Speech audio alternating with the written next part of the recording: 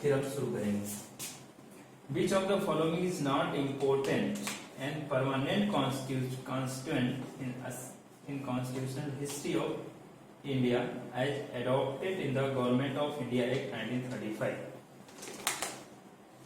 यहाँ पे आपको पकड़ना है कि कौन सा नहीं है, तो मैं लिख रहा हूं और इसको आप कोशिश करिएगा।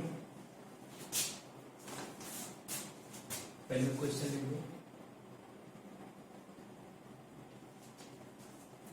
which one of the following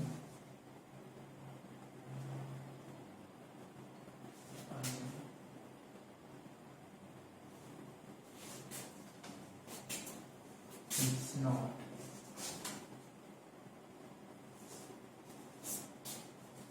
important and permanent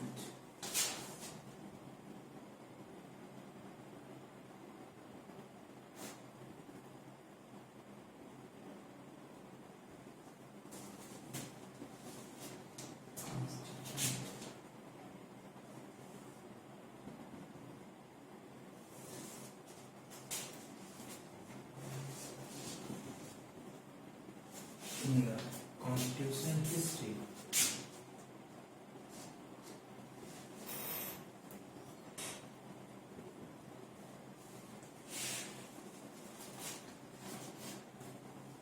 of India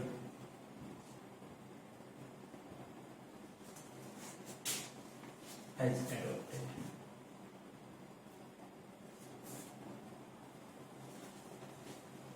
in the Government of India Act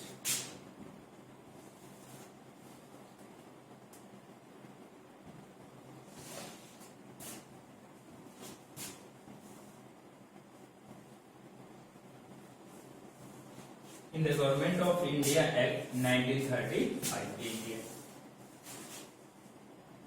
Option: a written constitution for the country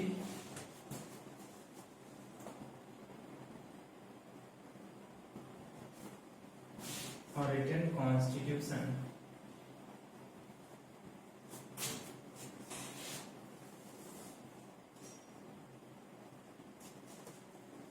elected representative responsible to the legislature, elected representatives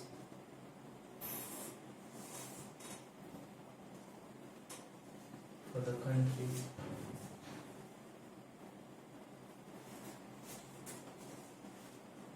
to the legislature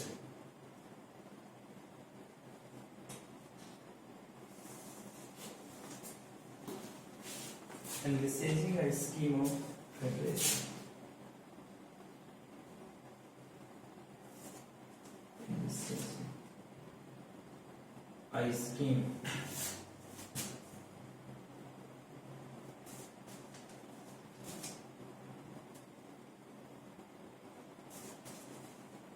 nomination of official member to the legislature.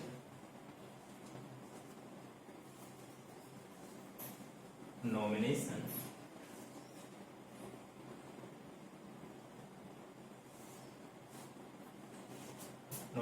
official member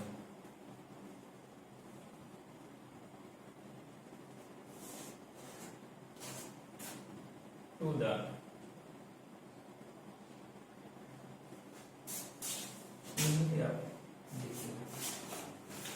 Which one of the following निम्नलिखित में से कौन is not नहीं है an important और permanent महत्वपूर्ण और स्थायी कॉन्स्टिट्यूएंट मतलब एक संवैधानिक स्थिति इन द कॉन्स्टिट्यूशनल हिस्ट्री संवैधानिक इतिहास में, ठीक है ना, ऑफ इंडिया भारत के एज एडॉप्टेड जिसे एडॉप्ट किया गया ग्रहण किया गया इन the government of India act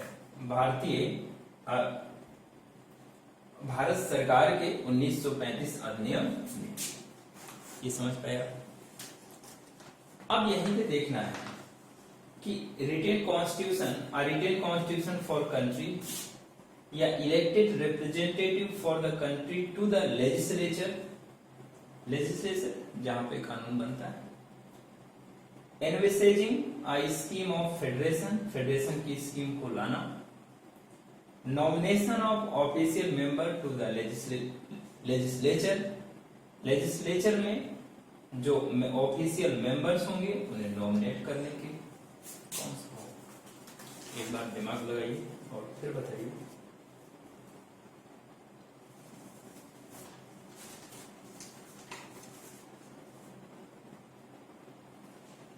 ठीक है, देखिए पहली चीज, रिटेन कॉन्स्टिट्यूशन की बात कहीं भी नहीं की गई थी। 1935 में कहीं रिटेन कॉन्स्टिट्यूशन की बात आई नहीं, वो एक दस्तावेज था, वही चला रहा।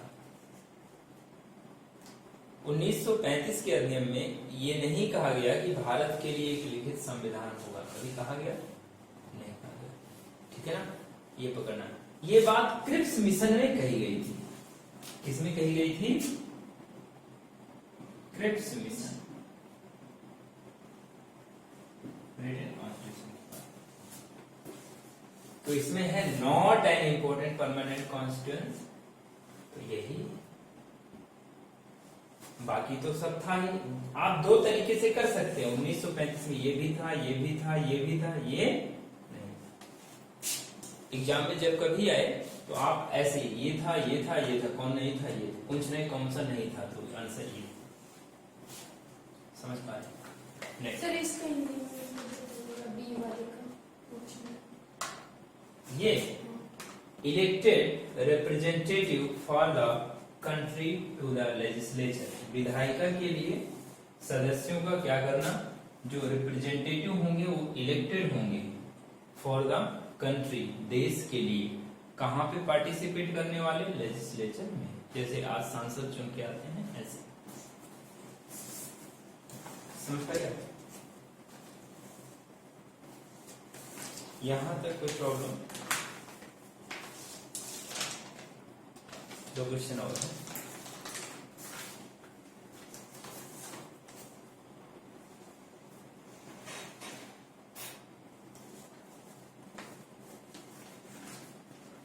ये ध्यान रखिएगा, रिटेन कॉन्स्टिट्यूशन की बात सबसे पहले कहां की गई थी? क्रिप्स मिशन में। कहां की गई थी? Cripps mission. क्रिप्स मिशन पढ़ा है ना आपने? क्रिप्स मिशन, कैबिनेट मिशन, चलिए देखिए,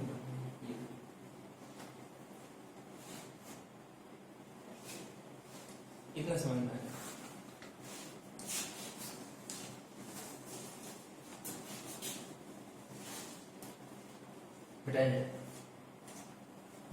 देखो इसीलिए लोग कहते हैं ना कि सिलेक्शन कोचिंग से होता है। देखो कोचिंग से सिलेक्शन तभी होगा जब चीजों को डिटेल में पढ़ा जाए, नहीं तो कोचिंग एक केवल गाइडेंस का रूप बन सकती, भाई ऐसे ऐसे करना है, चीजें कभी पूरा हो नहीं सकती। ऐसा है कि नहीं? या तो चीजों को डिटेल में लेके चला जाए, डिटेल तो है ही अपने आप में, समझे? तो इसीलिए जब कभी कहते हैं कि उस कोचिंग से देखो इतने बच्चे निकल रहे हैं, ये हो रहा वो हो रहा, तो आप जब ध्यान से देखेंगे वो लोग पहले बहुत पढ़े हुए होते हैं, चीजों को कवर किए होते हैं, एक गाइडेंस के रूप में जाते हैं, टेस्ट सीरीज करके चीजें पहले से बताओ, अब फोटो ला के उनका चिपका दें, ठीक है, और एक फोटो की जगह खाली कर देते हैं और वहां क्वेश्चन मार्क, मतलब अगले आप, अगली फोटो आपकी, और यही एक फोटो देख के नहीं मैं मेरी फोटो लगेगी, सब यहाँ पहुंचते रहते हैं। इसलिए बिहार में कोचिंग है सुपर 30, वहां के आनंद सर हैं, तो इसीलिए 2 या 3 साल में शायद प्रोग्राम करते हैं जो बच्चों को टेस्ट लेते, फिर उनको रखते हैं अपने घर में ही पढ़ाते हैं, फिर निकालते हैं।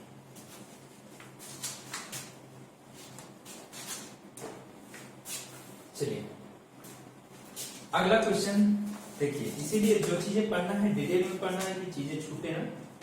तो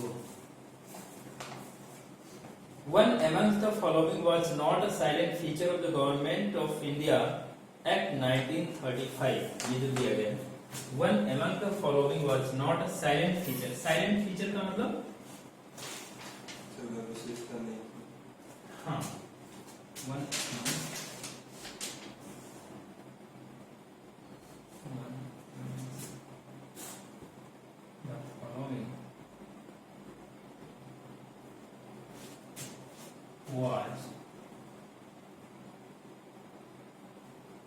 not a silent feature.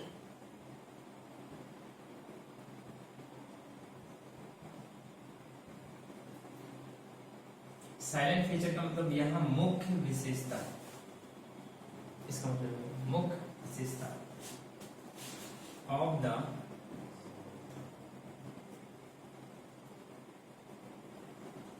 Government of India act 1930।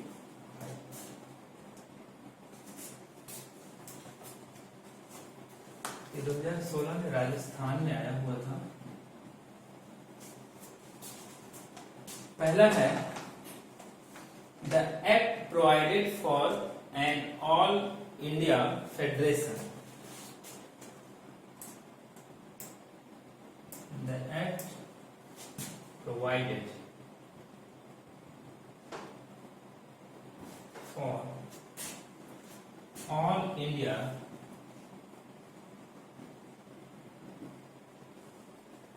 Federation. देखिए फेडरेशन तो बन ही नहीं पाया था पूरी तरीके से, क्योंकि देशी रियासतों ने शामिल होने से मना कर दिया। तो संघ की कल्पना तो 1935 में अधूरी रह गई थी। बस समझ में और देशी रियासतें शामिल हो गई होती तो फिर कश्मीर के ऊपर विवाद ही ना होता इतना। हैदराबाद था, हैदराबाद का निजाम तो ऐसा था, वो पाकिस्तान से हैदराबाद में रहते रहते मिल गया, पाकिस्तान ही भाग गया वो।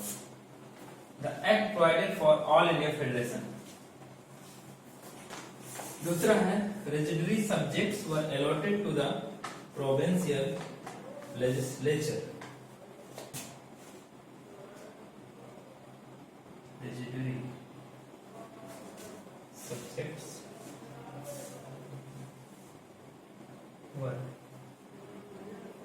allotted to the provincial legislature।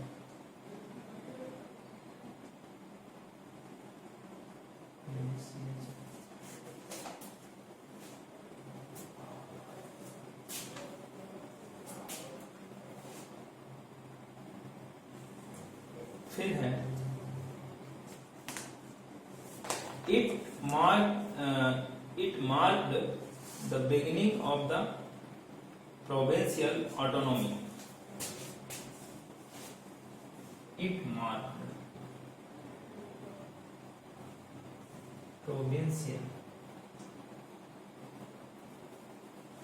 autonomy। यहाँ बिगिनिंग है मतलब शुरुआत, आप समझिए।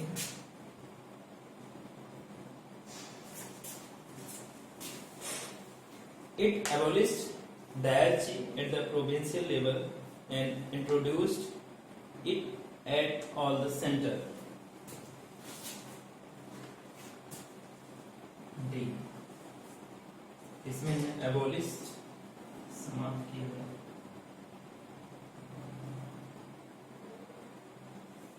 diarchy at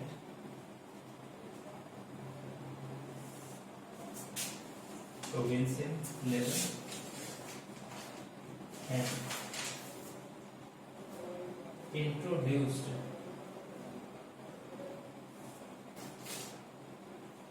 at center। अब यहाँ पे देखना है, कह रहे हैं one among the following was not a silent feature of the Government of India Act 1935। बताइए आप जो पढ़े हैं उसी में से दिमाग लगाना है।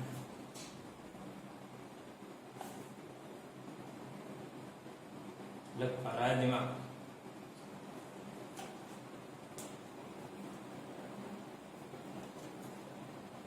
ऐसे कुछ भी बोलना है, ए बी सी डी। बोलिए दीपक। अंकिता आप ए, ठीक है आपने पकड़ सुन लिया, ठीक सही है, समझ में आया? क्या होगा दीपक?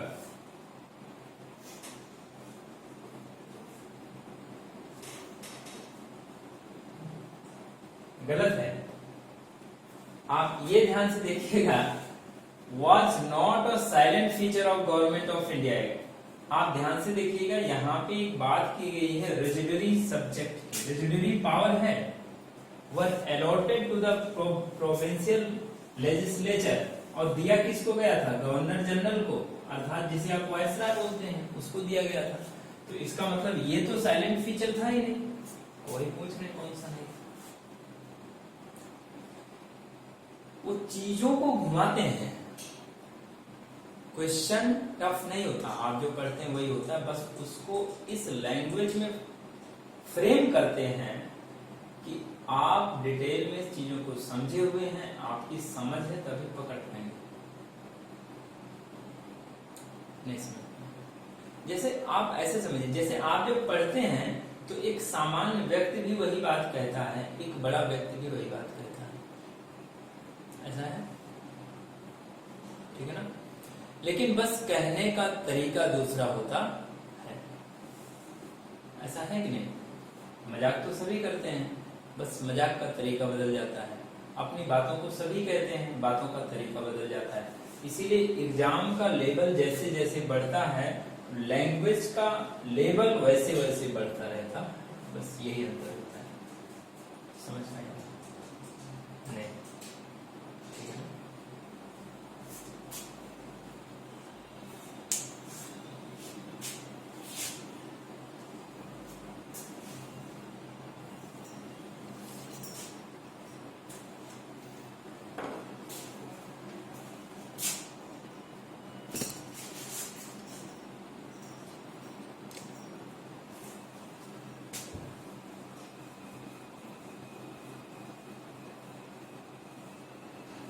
राजस्थान का एक पीसीएस का पेपर होता है प्रोविंशियल स्टेट का, उसमें आया था 2016 में, ऐसे बना दिए।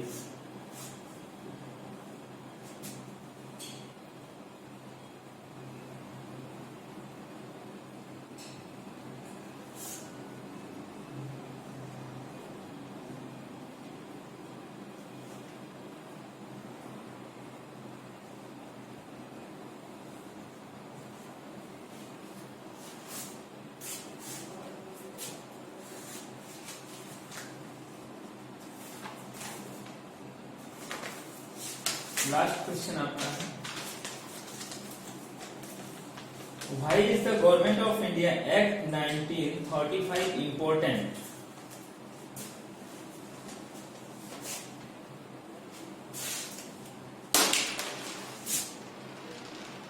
Why is the government of India act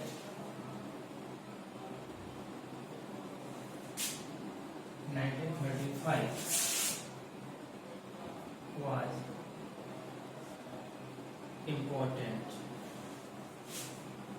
A, B, C, D. First है, it is the main source of the Constitution of India. It is the main source of the Constitution India. It gave independence to India. It gave independence to India. It gave independence to India. It envisages partition of India. It envisages partition.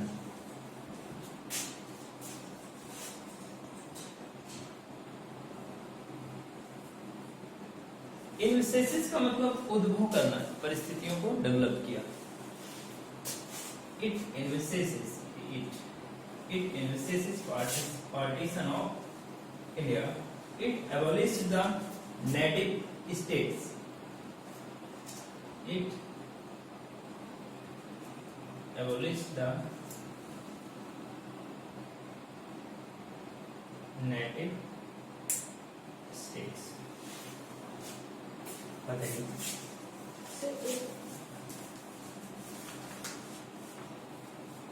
ए है, सही माना जाए। चलिए आप बताइए। DOP का मतलब क्या है? मतलब नेटिव स्टेट का मतलब जो आपके पड़ोस में जो स्टेट है उनको समाप्त किया गया। नेटिव का मतलब क्या होता है? पड़ोसी। सर्च करिए। कंफर्म नहीं है। कंफर्म है, रिश्तेदार नहीं होता। रिश्तेदार कैसे होगा?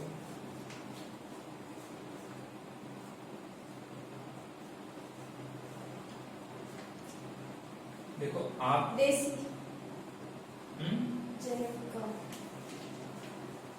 पैदाइशी पैदाइशी नेटिव ठीक। यहाँ पे it abolish the native state, मतलब यहाँ इसका मतलब देसी रियासतों को समाप्त किया। ऐसा समझे, जो हमारे पास के जो भी क्या थे स्टेट थे और उनको क्या किया गया, समाप्त करके मिलाया गया। ऐसा है। तो वो तो वही नहीं था। पार्टीशन किया कि नहीं किया? पार्टीशन किसने किया था? 1909 में, 1909 ने पार्टीशन का बीज बो दिया था। सच नहीं, उसने किया। It gave independence to India, तो आजादी दिया कि नहीं दिया? नहीं दिया। आजादी के लिए आधार किसने रखा था? सबसे पहले गांधी जी संविधान की बनती थी। ठीक है, इसको देखेंगे, पूरा पढ़ेंगे कहां से चीजों को लिया जाएगा। It is the main source of constitution of India. आपने देखा 1935 से हमने बहुत सारी चीजें एडॉप्ट की हैं, तो ये और 1900 अधिकांश प्रोविजन 1935 के लिए गए हैं। इसका मतलब ये मेन सोर्स है। जहां से ज्यादा चीजें लेते हैं उसे मेन सोर्स कहते हैं। जैसे आप कहते हैं ना कि ये अपना मेन आदमी है। मेन आदमी का मतलब वो हमारा ज्यादा काम करता है, बाकी सब कम काम करते हैं। क्लियर हुआ? ठीक है ना?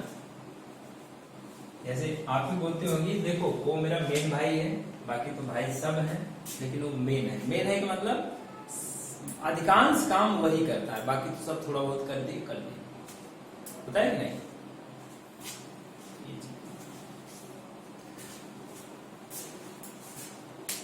और ये क्वेश्चन आया हुआ है आपका, ये 2015 में आया हुआ है। देखिए इस क्वेश्चन में है कुछ नहीं, लेकिन आया है प्रोविंशियल सर्विसेज में, जो अपर क्लास की सर्विसेज होती हैं। स्टेट के स्तर पे जो अपर अधिकारी नियुक्त किए जाते हैं, ऊपर के स्तर पे जो अधिकारी होते हैं और जो स्टेट के होते हैं, स्टेट में जो एग्जाम होता है उसको, वही क्या है, समझ। वहां पे कॉन्सेप्चुअल पे क्या देखते हैं, कॉन्सेप्ट पे समझ देखते हैं, और समझ डेवलप हो गई चीजें। ठीक है, ये लिखते यहां तक समझने में कोई प्रॉब्लम हो तो बताइए।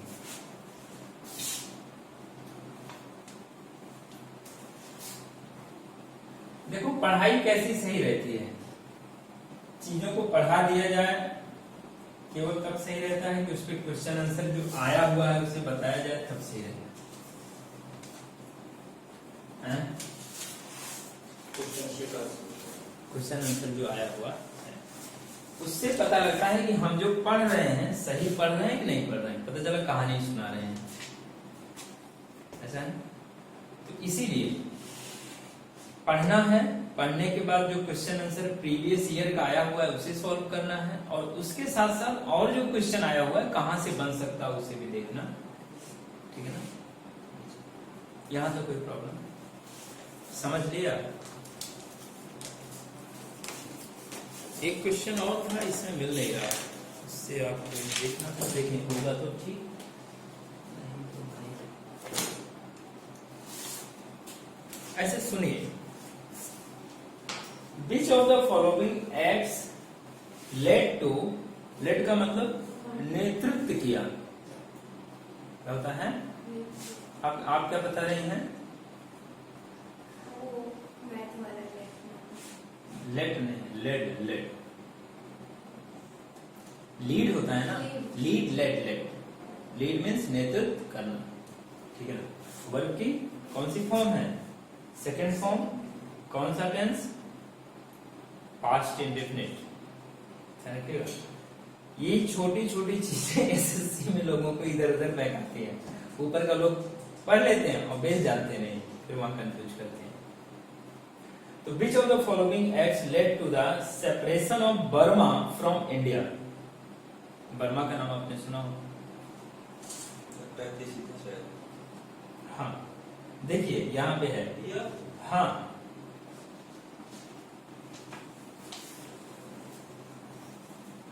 गेट खोल लेना है। अब गाना भी बना है ना कि बर्मा की गलियों में घूमे मैं घूमू रंगून, रंग क्या है, रंगीन की रंगून, मेरे पिया गए रंगून, और वहां से लाए क्या? तो तुम्हारे याद सताते दिया गया। अच्छा, तुम्हारी याद सताती है, ठीक है। इसको ऐसे नहीं लेना है गाना, लिखने वाला सोचो कितना।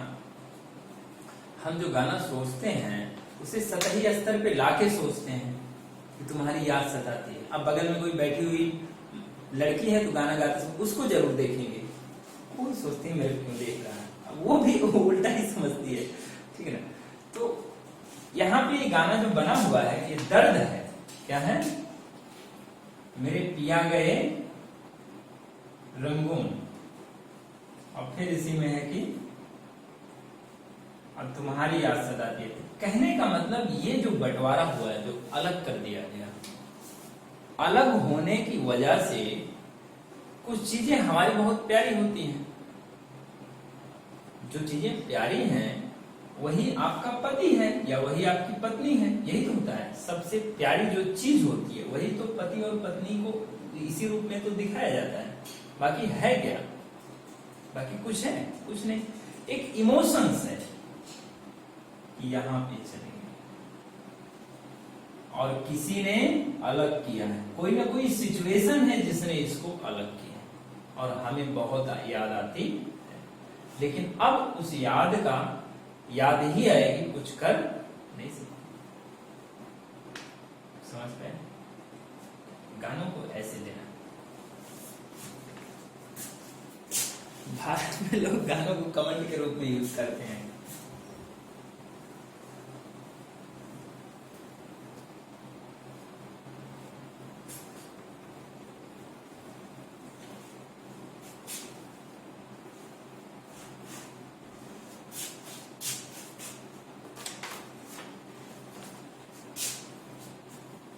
तो which of the following acts led to the separation of Burma from India?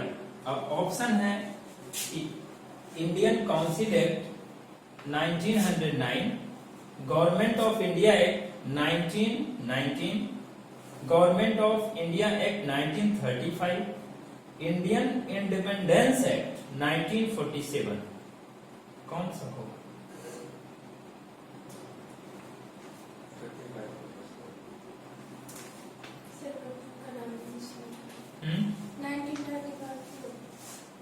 Confirm है? हाँ, 1935 के हुआ, ठीक है ना? आपको देखिएगा 1935 आते आते उस एक्ट के थ्रू कितनी चीजों को अलग कर रहे हैं। उनकी मानसिकता है कि अब जाना तो है ही, थोड़ा सा जितना तोड़ को तोड़ दो, ठीक है ना?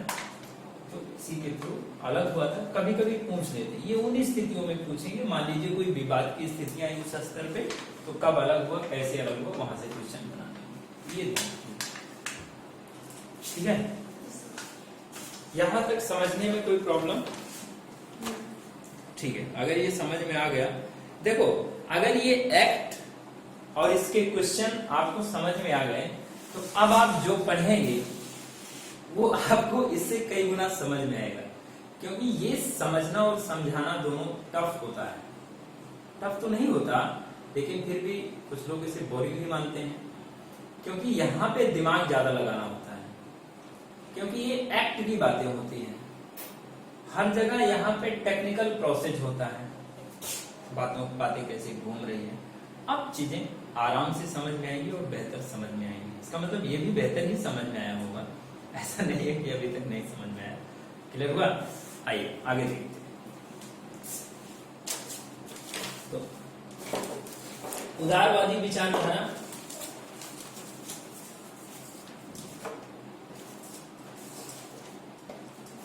देखो ये जो उदारवादी विचारधारा है, उदारवाद,